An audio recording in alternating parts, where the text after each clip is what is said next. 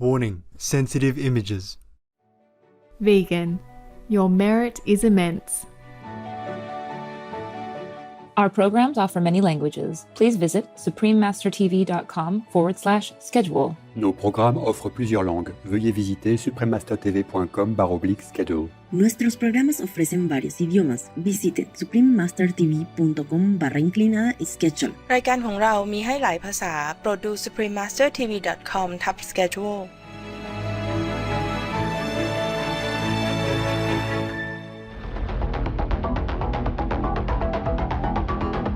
October 2nd is World Day for Farmed Animals. On this day, attention is drawn to the abuse and mass exploitation of animals for food and other uses. Let's hope this annual day of remembrance serves as a wake-up call for humanity to the suffering of animals and helps to put an end to this barbaric industry. Please continue watching to find out more.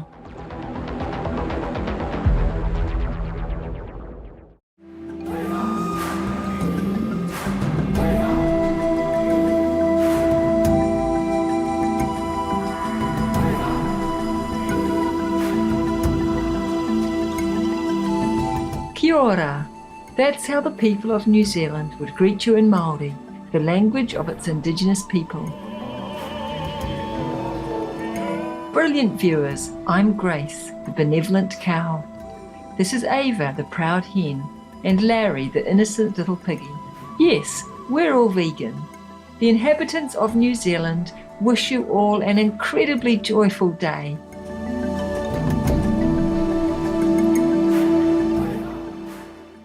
Welcome to our two-part show entitled World Day for Farmed Animals, the life all animals wish for, part 1 of 2.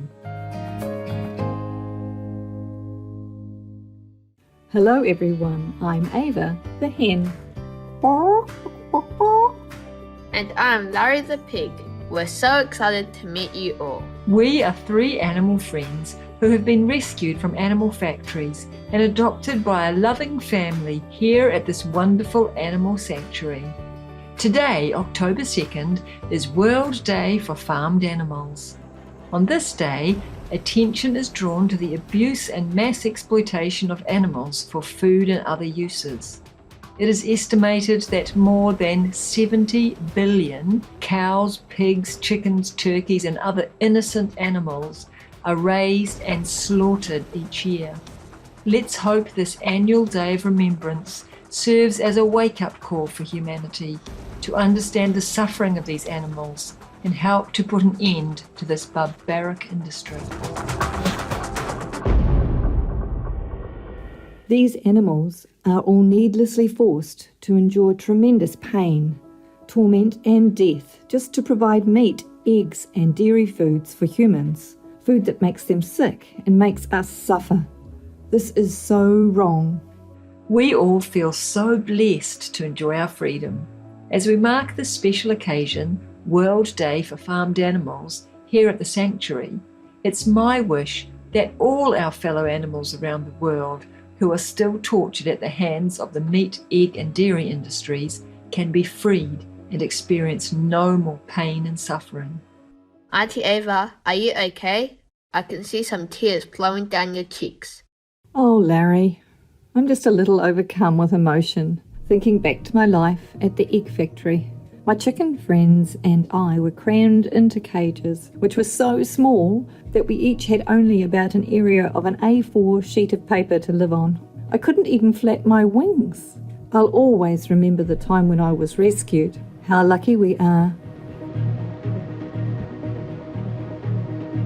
Oh, I hope the rest of my fellow hens can be free, like me, one day. I'm so sorry to hear how you were treated, Ava. Auntie Grace and Auntie Ava, I'm young and have much to learn still. What exactly are animal factories? It sounds so terrifying. Sweet Larry, how blessed you are not to know much about these horrific places. Animal factories are large industrial operations where humans breed, raise and kill large numbers of animals to turn into food just to please their palates. Most of these animals never see the sun or the sky or feel the grass beneath their feet. They are kept prisoners for their entire lives, even though they have done nothing wrong. But why would humans do that to us? The entire purpose of the animal livestock industry is to turn animals into food as quickly and as cost effectively as possible in order to maximize profits. Animals are treated simply as a commodity, like manufactured goods, while we endure unbearable agony and misery. As sentient beings, we should never be treated this way. I see. No wonder I was trapped in a cage, which was so small that I couldn't even turn around to see the faces of my neighbors. Now, for the first time in my life, I can actually stretch my legs and walk around. It feels so good. Me too, Larry. This is the first time that I can see the sky and enjoy some fresh air, but I worry about my friends back at the egg factory. Meanwhile, my fellow hens, who are raised for their meat and poultry factories, are imprisoned in overcrowded barns for their entire lives. Some poultry factories cram tens of thousands of birds into a single building. They are forced to eat, sleep, and go to the toilet all in the same place. This is not sanitary at all, and it makes them feel extremely stressed. Worse still, the food and water dispensers are slowly raised, so chickens that are too short or too weak to reach the food starve to death. And then their friends have to live among their dead bodies. That sounds awful, Auntie Ava. Yes, indeed. Do you know that growth-promoting antibiotics are widely used in these brutal systems? The poultry industry wants chickens to grow as quickly as possible, so they are fed these antibiotics to make them grow unnaturally fast. They grow to the size of adult birds when they are still young chickens, but their skeletons can't grow that fast. This causes them a lot of pain. Oh no! Animals fed with these drugs often suffer with lameness, weakened or broken bones, infections, and organ failure. How terrible! For too many of the animals, this pain lasts for their entire lives.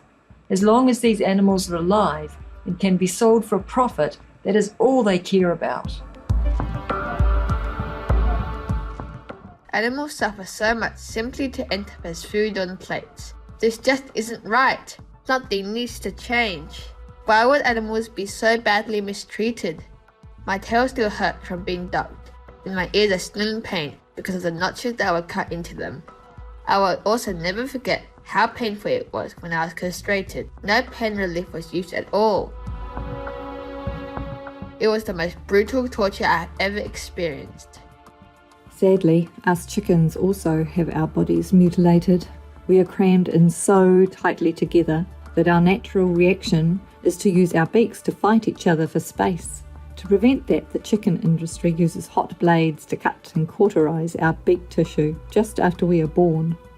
Our beak is actually a sensitive organ, so this process is very painful. That sounds horrible, Ava. For me, there was so much emotional pain in being forced to have babies every year. After my precious children were born, they were immediately taken away from me. My poor babies did not have their mother's milk even once. I was happy to share my milk with humans and their babies, but I love my own children too. I wanted to nurture them with my milk and see them grow up healthy and strong. The worst feeling of all is not knowing what happened to them. It's so sad, Grace. There are so many issues with these inhumane industries. Humans are not only taking the precious lives of animals, but also harming themselves, their countries, and the planet. That road leads to self-destruction.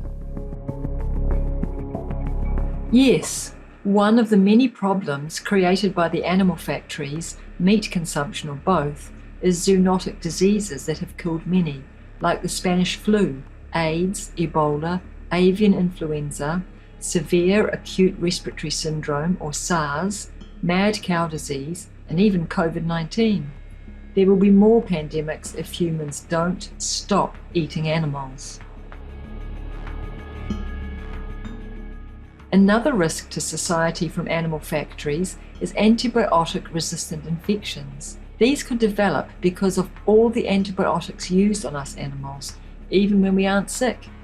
These infections could kill many humans, and there may not be any effective treatments for them. How terrible! Do humans not care about animals and their own health at all? I think many of them do. More and more people are aware of the cruelty in animal industries and their negative effect on our planet. Many kind humans out there are fighting for our rights, and the positive vegan trend to save animals, humans, and the planet is growing every day. Yes, but more can definitely be done. We animals truly believe in humans' inherent kindness and hope that more and more people will do the right thing for animals before it's too late. Please tune in next Saturday, October 9th, for part 2 of World Day for Farmed Animals, the life all animals wish for, where we will go into more detail about what humans are doing to advocate for animal rights and promote the compassionate vegan lifestyle. Caring viewers, thank you for joining us for our program today. May God's light be with you in every moment of your life. If we think for a moment how man manages animals and what impact he has on animal world, we could say he was not human at all. Dr. Janez Drnovšek, PhD, vegan. Our programs offer many languages. Please visit suprememastertv.com/schedule and suprememastertv.com/AW.